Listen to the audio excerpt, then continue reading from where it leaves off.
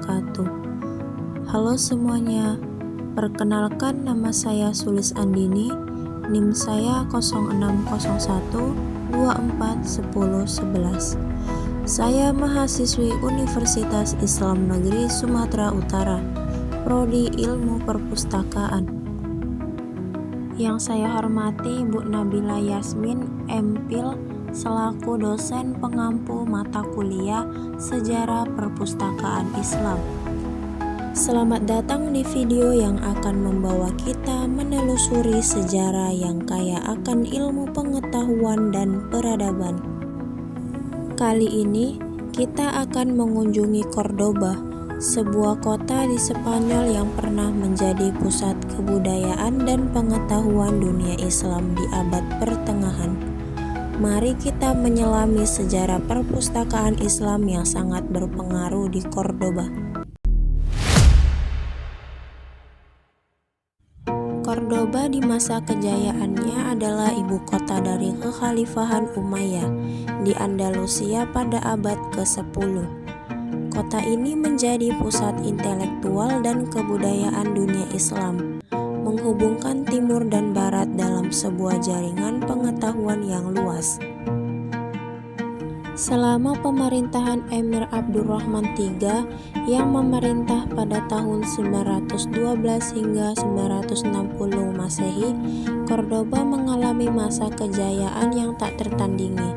Di bawah pemerintahannya, Cordoba menjadi salah satu kota terbesar dan terindah di Eropa, dan juga pusat dari perkembangan ilmu pengetahuan, seni, dan budaya. Salah satu aspek paling signifikan dari perkembangan tersebut adalah perpustakaan-perpustakaan besar yang dibangun di kota ini.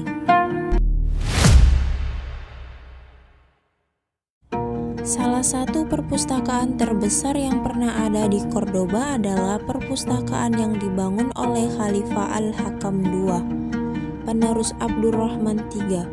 Pada masa pemerintahan Al-Hakam II yang berlangsung dari tahun 961 hingga 976 Masehi, perpustakaan ini menjadi salah satu yang terbesar di dunia pada saat itu.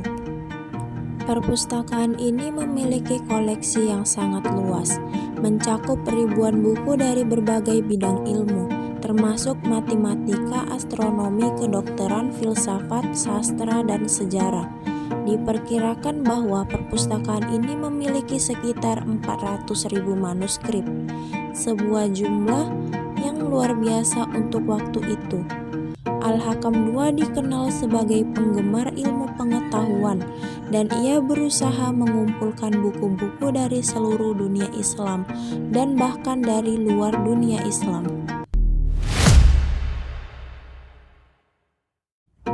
Proses pengumpulan buku di Cordoba sangat menarik. Khalifah Al-Hakam II mengirimkan utusan ke berbagai penjuru dunia, termasuk ke Baghdad, Kairo, dan bahkan Konstantinopel untuk membeli atau meminjamkan buku-buku berharga. Selain itu, Cordoba juga menjadi tempat bagi para ilmuwan, filosof, dan ahli bahasa untuk berkumpul dan berbagi pengetahuan.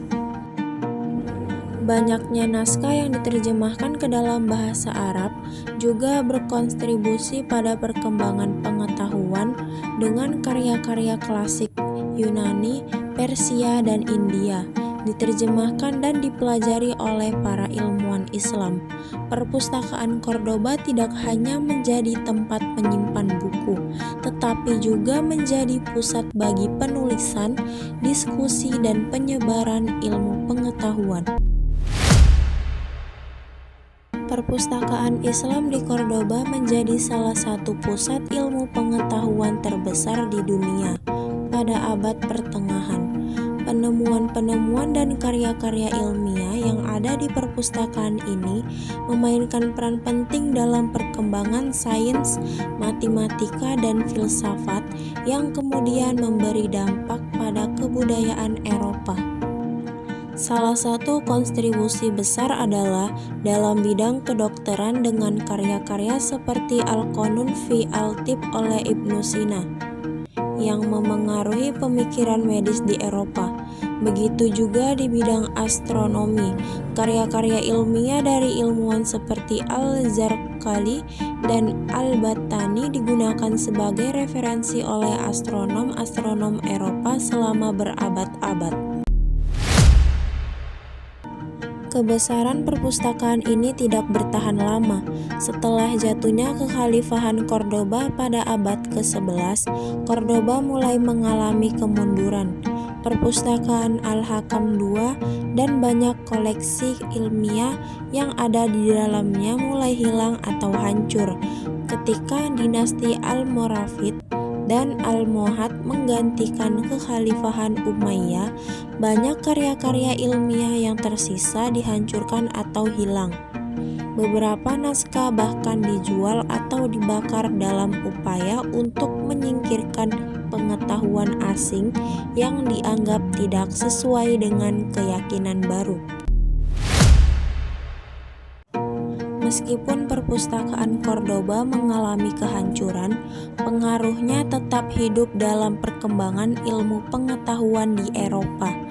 Para ilmuwan Eropa mulai mengenal karya-karya dari ilmuwan Islam melalui penerjemahan dan interaksi antara dunia Islam dan Kristen. Di abad ke-12 dan ke-13, banyak karya-karya ilmiah dari dunia Islam diterjemahkan ke dalam bahasa Latin dan memengaruhi Renaissance Eropa. Meskipun sebagian besar manuskrip asli hilang, warisan intelektual dari Cordoba terus hidup dalam bentuk pengetahuan yang menyebar ke seluruh dunia. Ilmu pengetahuan yang dikembangkan di Cordoba menjadi jembatan antara peradaban Timur dan Barat. Perpustakaan Islam di Cordoba adalah simbol kemajuan peradaban Islam pada masa kejayaannya. Keberadaan dan pengaruhnya membuktikan bagaimana ilmu pengetahuan bisa berkembang melalui kolaborasi, keterbukaan, dan saling berbagi. Meskipun banyak yang hilang, jejak-jejaknya tetap meninggalkan warisan yang besar, yang memberikan kontribusi signifikan terhadap perkembangan sains, filsafat, dan budaya dunia.